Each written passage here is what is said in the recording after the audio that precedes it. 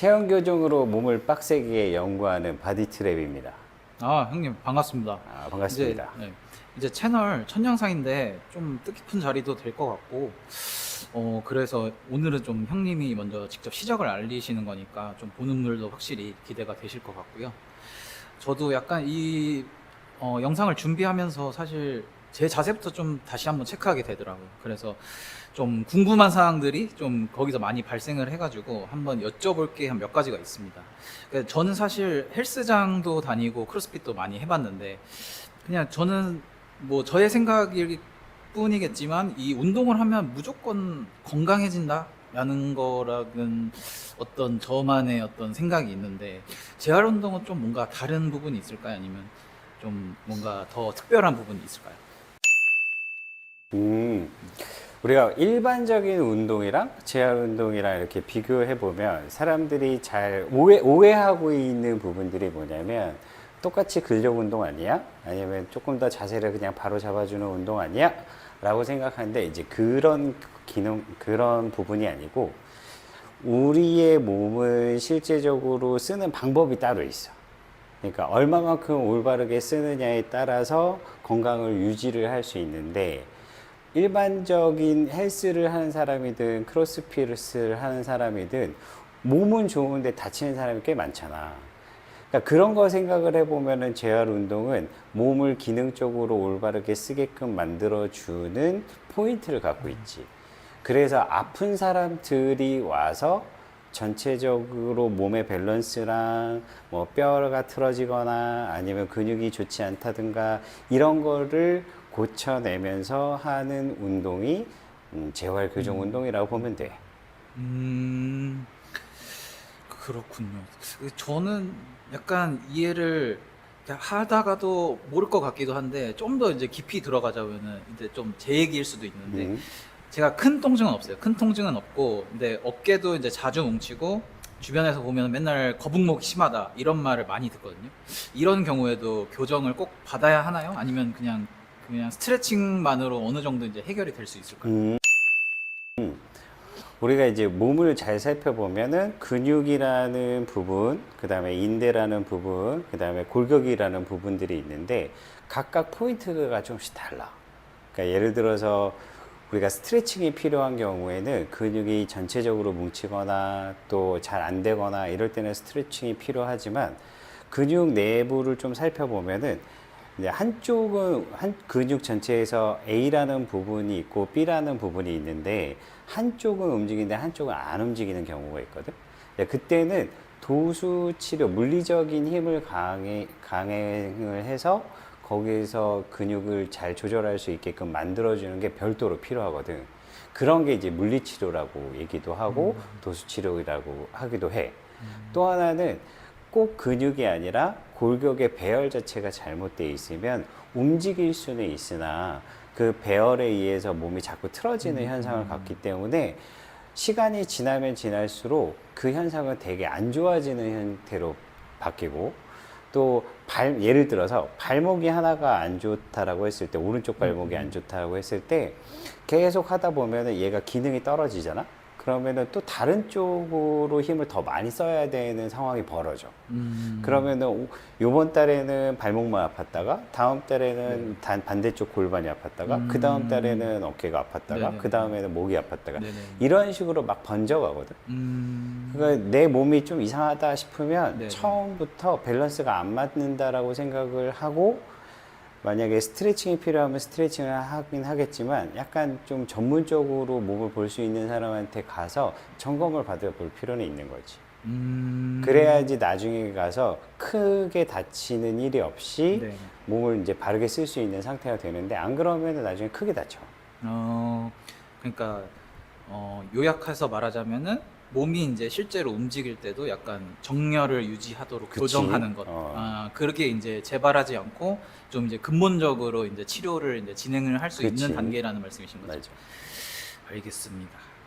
근데 또 허리가 좀 안 아픈데 이제 자세는 좀 삐딱하고 이제 골반이 좀 약간 걸어 다니면서 틀어진 느낌이 들거나, 아니면 좀 골반이 이제 뻐근하다거나, 아니면 좌우 불균형이 좀 있다라는 사람들도 있잖아요. 이럴 때는 좀 교정을 어떻게 해야 될까요? 좀 통증이 없으면 괜찮겠지 하고 넘어가는 사람들이 대부분이라고 생각을 하거든요. 음, 우리의 몸은 처음부터 아프진 않아. 우리가 이제 건물을 이렇게 쫙 살펴보면은 어떤 네. 한쪽에 막 균열이 생겼는데 건물은 아직 무너지지 않잖아. 음.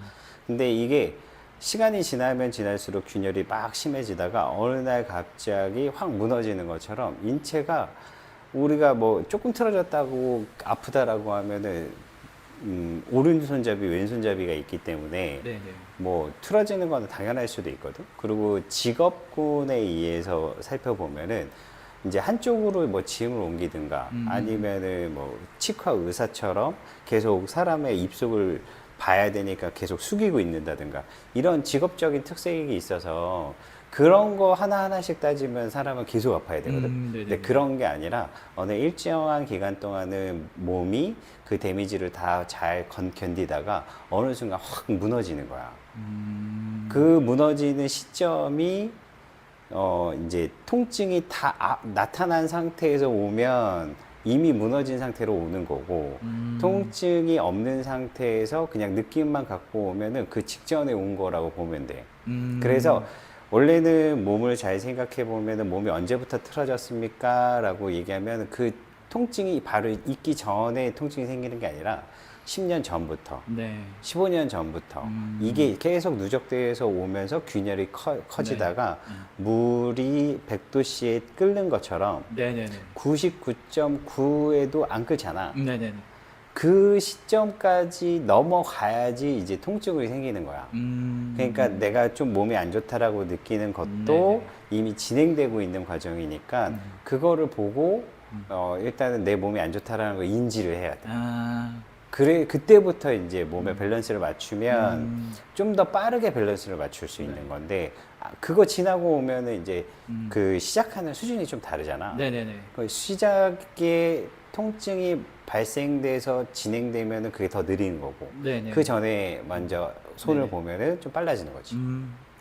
그러니까 결국에는 이제 진짜 답은, 그러니까 체형 교정의 답은 본인한테 이제 그럼. 달려 있다라는 말씀이시죠. 인지가 제일 중요해. 내가 느끼고, 내가 그거에 대한 심각성을 알고, 그거를 찾으려고 노력해야 되는 거지. 그러면은 체형 교정 쪽으로 좀 더 넘어가서 체형 교정은 그냥 어떻게 보면 뼈 위치를 맞추는 건가요? 아니면 좀 근육 강화도 같이 있어서 이제 뼈하고 붙은 근육들이 이제 상호작용이 잘 이루어지도록 하는 부분인지 이게 좀 저는 헷갈리거든요. 1번은 골격이야. 음, 왜냐하면은 근육을 잘 살펴보면 이쪽 A라는 뼈와 B라는 뼈를 연결해 주는 게 근육이거든. 근데 만약에 뼈 자체가 먼저 이렇게 배열이 틀어지면 힘을 받는 것 자체가 좀 잘 안 되거든. 그렇기 때문에 먼저 보는 것 자체가 배열이 잘 맞아서 이 힘을 잘 쓸 수 있는 구조가 되어 있느냐, 이거를 제일 먼저 봐.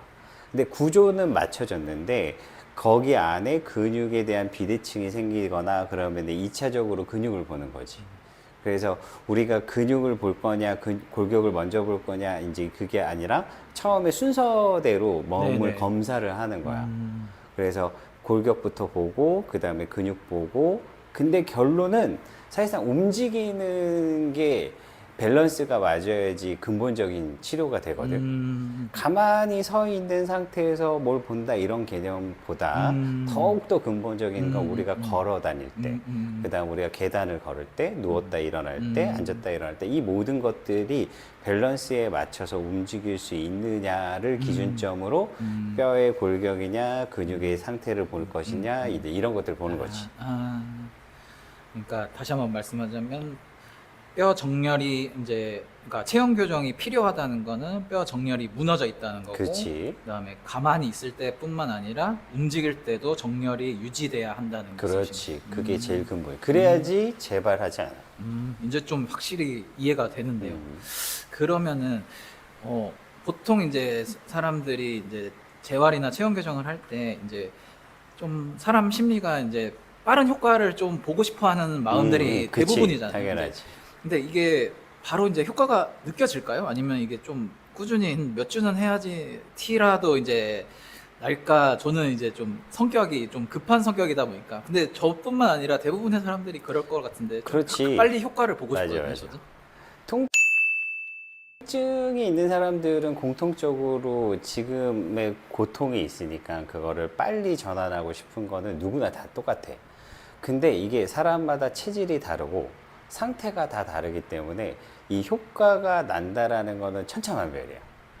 그래서 운동, 만약에 예를 들어서 근육이 너무 약한 사람이라면, 근육이 약해서 통증이 일어난 사람이다 라고 했을 때는 근육을 붙여주는 그 과정이 필요하잖아.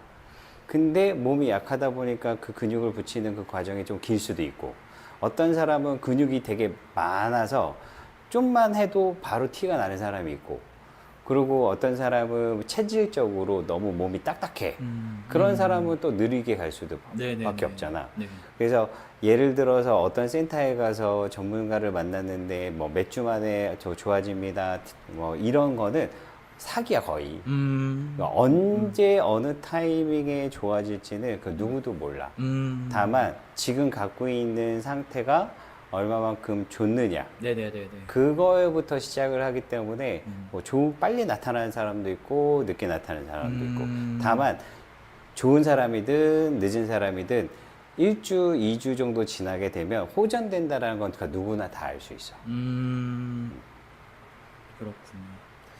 보통 이제 단순히 이제 운동이라는 개념에서 봤을 때 이제 사람들은 뭐 데드리프트를 얼마나 드냐, 뭐 스쿼트를 얼마나 드냐, 약간 그 종목 자체를 이제 잘하기 위해서 하는 경우가 많다고 저는 느끼거든요. 그래서 저마저도 그렇고. 근데 이제 그렇게 보다 보면은 이제 그 운동이 왜 만들어졌는지 이제 목적이 뭔지에 대해서 형님이 계속 초점을 맞추고 이제 운동을 이제 회원분들도 이제 운동을 그렇게 진행을 하다 보니까 그런 부분들이 이제 시간이 아무래도 많이 걸릴 수밖에 없는 구조고, 그다음에 뭐 티가 많이 나진 않지만 그래도 꾸준히 좋아지고 있다는 말씀이신 거죠. 그렇지. 알겠습니다. 그리고 제가 뭐 잘 때나 뭐 시간 있을 때마다 이제 유튜브에 이제 셀프 교정 영상들을 많이 봐요. 저도 이제 몸이 많이 안 좋고 이제 어깨도 안 좋고 목도 안 좋고 그러다 보니까 근데 가끔 따라 하기도 하거든요. 가끔 따라 하는데 이제 이게 만약에 이제 뭐 잘못된 정보를 받아서 이제 잘못 따라 하게 되면은 몸 자체가 훨씬 더 망가질 수 있는 게 있을까요? 그럼 물론. 운동이라고 해도 이제 잘못 따라하게 되면은 좀 더 몸이 안 좋아진 거나 이제 그런 경우가 많이 생길까요? 그렇지. 음, 우리가 몸이라고 하는 부분들을 잘 보면 이 체형 교정이라는 거와 운동을 했을 때 올바른 기준이 없는 경우가 되게 많아. 네네네. 근데 어떤 것든 다 마찬가지지만 이게 정답이야 라고 하는 그 기준을 먼저 세우는 게 제일 중요하거든. 근데 보통 유튜브를 보거나 아니면 다른 메신저들을 보면서 운동을 따라 하다 보면은 기준이 있는 게 아니라 이거 하면은 좋아요. 네네네. 저거 하면 좋아요. 이러다 보니까 이게 나와 맞는지도 모르는 거고, 그 다음에 어떤 게 기준인지도 잘 모르는 거지. 그러면 그 기준은 언제 어떻게 세워지냐라고 하면 몸의 구조에 대한 부분들인데, 이 구조라고 하는 거는 몸의 바른 자세에 대한 정렬의 기준이 무엇인가, 그리고 뭐 무릎뼈가 움직이는 방향이나 정상적으로 움직이는 것은 무엇인가, 어깨 관절의 움직이는 상태는 무엇이 기준인가, 이런 게 다 정해져 있거든. 근데 네네. 그 기준 없이 그냥 이게 안 돌아가니까 이렇게 하면 좋아요. 네네네. 여기 안 되니까 이쪽 근육을 풀면 좋아요. 이런 자세를 하면 좋아요.